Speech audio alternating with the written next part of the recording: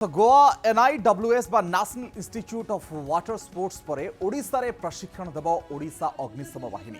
भारतर कोणानुकोणर समस्त प्रकार जल क्रीड़ा संबंधी प्रशिक्षण देव विभाग। दुसाहसिक जल क्रीड़ा भित्तिक भित्तिभूमि रे हाथ बढ़ाइला अग्निशम विभाग। एवं ओडिशा रे टूर ऑपरेटर मानकु प्रशिक्षण, सुरक्षा जांच पर प्रमाण पत्र भी देव अग्निशम विभाग। पर्यटन शिल्पर विकास रे हाथ बढ़ाई अग्निशम विभाग। समुद्र तटवर्ती सुरक्षा रे थिबा लाइफ गार्ड, होमगार्ड मानकु मध्य दियाजिबो प्रशिक्षण। एने अग्निशम आईजी सहित अधिक आलोचना करिसेंति आम प्रतिनिधि सौभाग्य परिडा। राज्य सरकार पर्यटकों सुरक्षा पाई विभिन्न प्रकार योजना करुछंती। विशेष करिकी जल क्रीड़ा स्थल रे जो जो माने वाटर स्पोर्ट्स एक्टिविटीज करुछंती बा कोनोसी एडवेंचरस जिंस करुछंती सेथि पाई कि कोन सब प्रोग्राम अरेंजमेंट करा जायछि। आईजी हम सहित अछंती उमाशंकर दास सर जानिया पाई चाहिबी। विशेष करिकी ओडिशा फायर सर्विस जो वर्तमान जो इंस्टीट्यूट करिछि एथिरे आपण एक्जेक्टली सर कोन मेसेज दवा पाई चाहुछंती और एठी कोन की प्रकार ट्रेनिंग सब दिया जाउछ सर? ओडिशार पर्यटन विभाग सहित माननीय मुख्यमंत्री उपस्थिति रे आम डिसेम्बर 12 रे गोटे चुक्तिनामा स्वाक्षर करूँ। ओडिशा रे व्यापक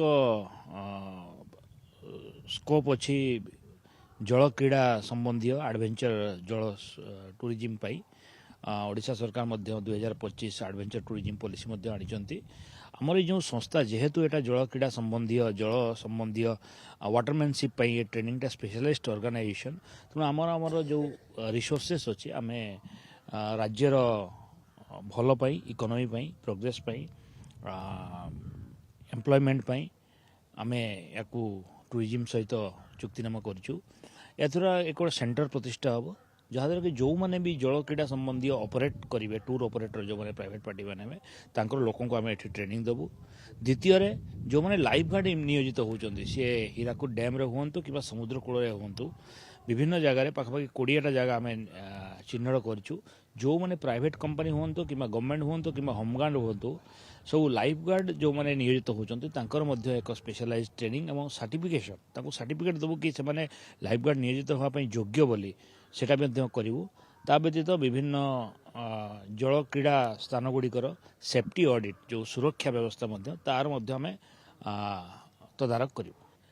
विशेष करके जब देखा बाहर जदि कौन प्राइवेट ऑर्गेनाइजेशन निजर वाटर स्पोर्ट्स एक्टिविटीज करुँच एडवेंचरस कर प्रॉपर तालीम पाई पारु ना।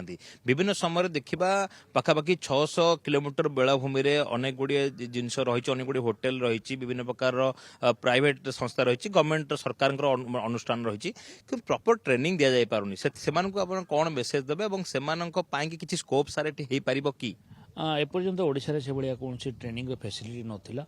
जो मैंने टूर ऑपरेट करने को चाहूले से ट्रेनिंग कौटी नेबार सेमती व्यवस्था नाला।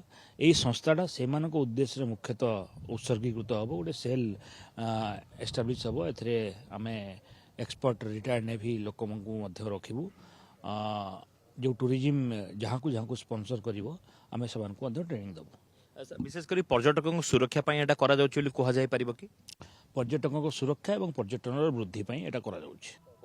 तो निश्चित भाव में पर्यटकों सुरक्षा पाई विशेष करके पूरी बेलाभूमि रे गोटे नुआ धरणर ट्रेनिंग प्रोग्राम करा जाउची, जहाँ द्वारा कि कौन प्रकार जो पर्यटक आसवे से सुरक्षा और जेकोसी प्रकार आपड़ देखुं पुरी बेलाभूमि रे जो नलिया कथा कहतु, होमगार्ड कथा कहतु, से केमती ट्रेनिंग दिज्व। ओडिशा फायर सर्विस व्यतीत प्राइवेट ऑर्गेनाइजेशन को संपूर्ण भाव में ट्रेनिंग दे पार अग्निशम विभाग। कैमरामैन रश्मिक सौभाग्य परिडा खरब।